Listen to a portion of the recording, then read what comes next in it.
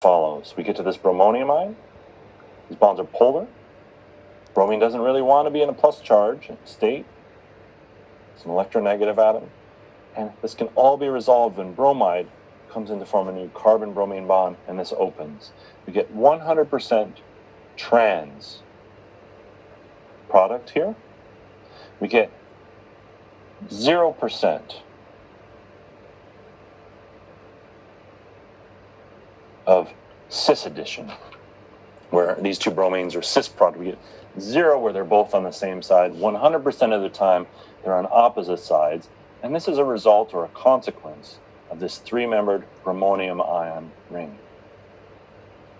If this was a carbocation here, the second thing could come in from top or bottom. We did this when we talked about the stereochemical considerations several slides back, about an hour back. That was of carbocations. But when we have a bromonium ion, there is no p orbital here. Bromide can't come in from the top. It can only come in from the bottom to break this carbon-bromine bond. The final product, 100% trans stereochemistry.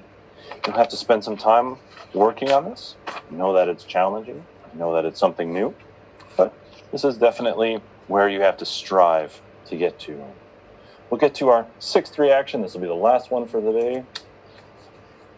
And it's going to be a variation on what we just did. This is going to be a reaction of an alkene plus bromine in excess water. The result is going to be that we have bromine on one side and OH on the other. Okay? So it's going to be a slight variation on what we did at the last example. We had alkene plus bromine.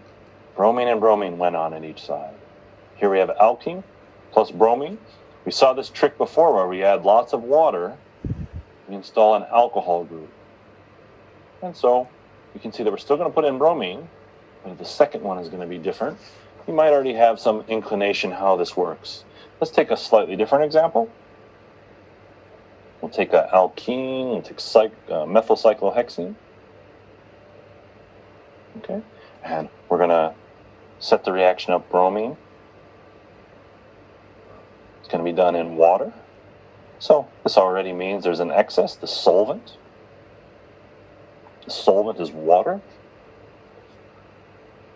And the mechanism is going to work the same as before.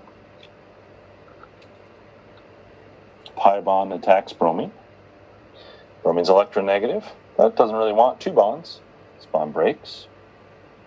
Plus charge starts building up. This is actually unsymmetric. So plus charge actually starts really building up at this carbon here as we start forming a new carbon-bromine bond. And bromine is different than hydrogen. If this was HBr, we'd have a carbocation, but bromine has lots of electrons around it. And it can use a pair of its electrons to donate back to where there's plus charge building up. So it's different than strong acid. We don't have a carbocation anymore. As we did in our last example, we have what's called a bromonium ion. We start out by drawing all things carbon the same. We're going to push our methyl group and push our hydrogen group down. And these arrows tell us, the three arrows, I know they're not intuitive for you, but that's why I drew them. But these three arrows, you should be able to come to the conclusion that this is the result of an alkene reacting with bromine if I put these three red arrows in for you. You'll have to work to an understanding of how to push these arrows on your own. But for today, I'm saying the pi bond breaks. That's gone. New carbon-bromine bond. That's this one. Bromine-bromine bond is broken, and there's extra electrons pushed to bromide. That's this one. And this last arrow, bromine uses a pair of electrons to make a covalent bond back to carbon. That's this one. So with these three red arrows, even if you don't know how they start or where they go next, which is understandable, you're just seeing it today for the first time, or maybe after you looked at the slides, you paid attention and saw this. So it's new, but these arrows are logical. We've been pushing arrows together for a week now. During normal semester, it would be about 3 weeks. We took these 8 hours we've had, 9 hours we've had together. It would be 3 weeks we'd have had together. So We have had some exposure to arrows and what they mean. Bond forming, bond breaking, bond forming. The bromonium ion we have is here.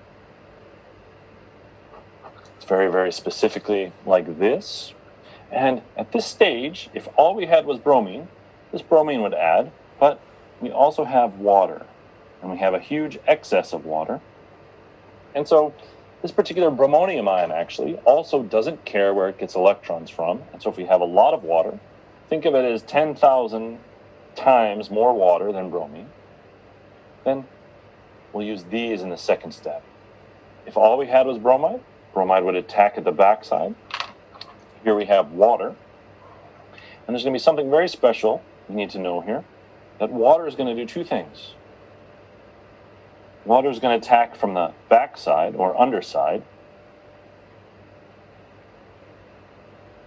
So it's going to attack underneath the bromonium ion. Okay. This particular bond is going to break and go back, giving us bromine. And water is going to attack at the more substituted position.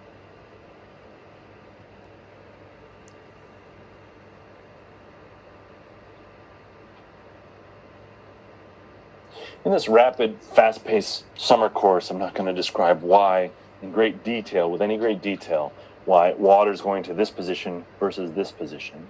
But this position, if it was a carbocation, would be more stable, the substituted side. And it just turns out that there's more plus charge built up here because it's better to put plus charge on the more substituted carbon than on the less substituted carbon. This is a tertiary carbon. It's attached to 1, 2, 3 carbons. This carbon attached to our bromonium ion is a secondary carbon. There's 1, 2 carbons attached. So water is going to go to the more substituted side. Water is going to go to the underside of the bromonium ion. This bromine is going to be up, and water is going to be on the underside. So this is a lot of stuff to digest here. Let me just draw the result.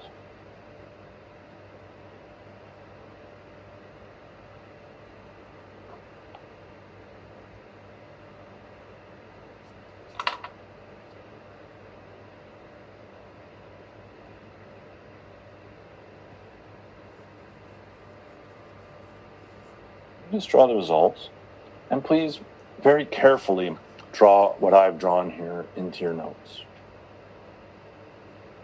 Looking at this, I took time to draw it very carefully, so I make sure it's right. And looking at this, you might think this is confusing. That's absolutely okay.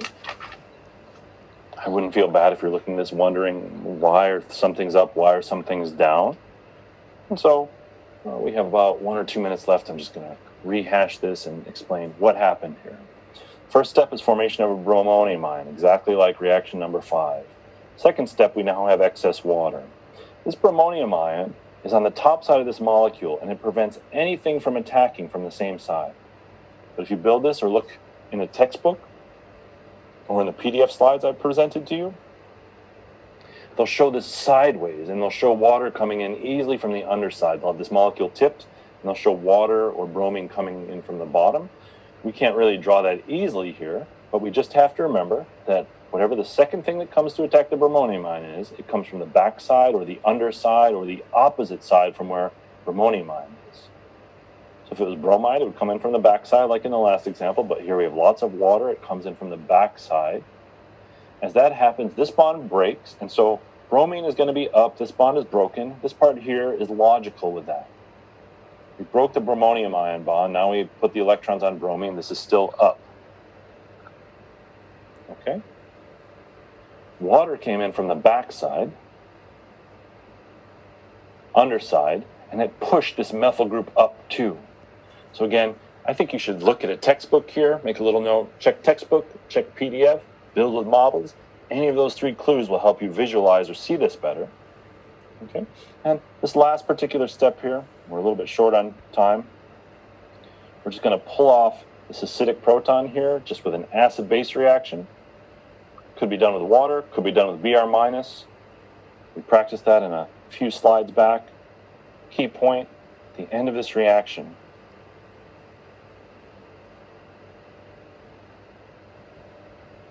the product we get has both alcohol and bromine, and these two groups here are trans to one another, 100%. Okay, they're on opposite sides to one another.